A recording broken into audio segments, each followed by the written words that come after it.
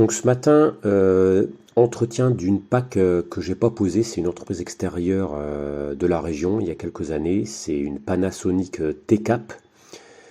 Alors on va faire un petit tour de l'installation et puis on fera l'entretien.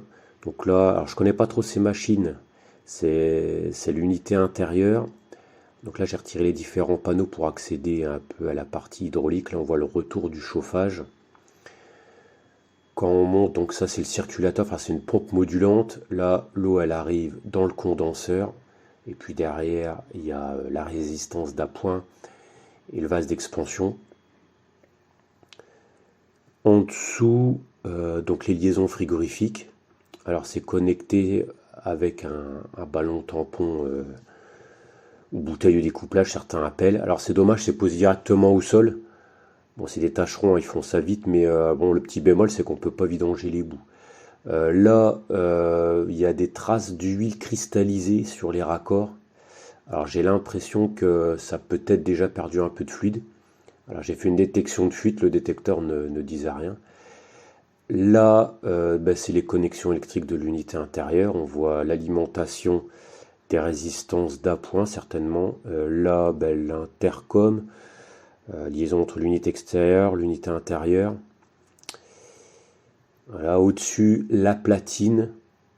Donc il y a les différentes sondes de l'unité intérieure, le capteur de débit, capteur de pression. Peut-être que les fils colorés là, alors comme la pompe, c'est une Inventaire, je pense que ça alimente la pompe Inventaire. Voilà, la pompe qui se trouve derrière, que l'on a vu tout à l'heure. Voilà. Alors on continue un petit peu le tour de l'installation. Il y a un thermodynamique qui est posé. Alors c'est dommage parce qu'il a été mis juste en dessous du tuyau de chauffage. Ce qui fait que là, les caches pour pouvoir faire le nettoyage à l'intérieur, elles ne sont pas facilement démontables. Donc ça, bah à voir. Là, je pense pas que ça passe au RGE parce que normalement, il faudra un mitigeur. Sortie ballon, isolation des tuyaux. Je suis même pas sûr que le PR en sortie, ça soit autorisé par le fabricant. Bon, à voir. Voilà, là, une fuite. Alors, c'est un raccord de chauffage et il y a une fuite au-dessus du ballon thermodynamique. Donc, j'ai retiré un peu la mousse et ça goûte. Dehors, qu'est-ce que l'on voit? Alors, on en reparlera tout à l'heure ici, mais moi, ça, normalement, j'aime bien boucher ici. Là. On en reparlera tout à l'heure de ça. Qu'est-ce qu'on peut voir encore? Bon, ça, c'est les câbles qui alimentent certainement le compresseur. Et puis on voit les liaisons frigorifiques. Alors là, les raccords, c'est pareil, c'est pas beau. C'est encore un peu, on dirait, de l'huile cristallisée là. Je pense que ça fuit. Enfin, j'ai passé mon détecteur après, lorsque la machine est en fonctionnement assez haut dans les tours et bon, il détecte rien. À voir. Alors là, on reprend l'entretien. Alors pendant l'entretien, dans le bas de l'unité intérieure, il y a un filtre à tamis. Voilà, qui a été mis.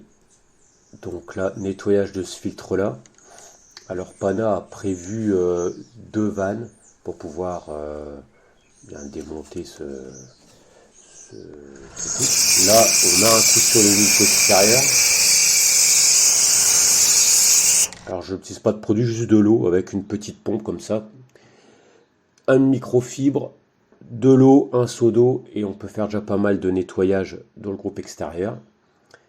Et puis pour terminer, donc on en parlait tout à l'heure, là il y a un trou, les petits rongeurs, tout ça peuvent passer. Moi j'aime bien reboucher ça.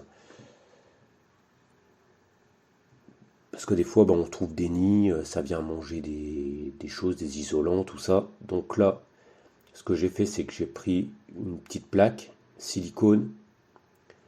Voilà, on la place ici, puis là j'ai pas mal siliconé toute l'entrée des tuyaux dans la machine.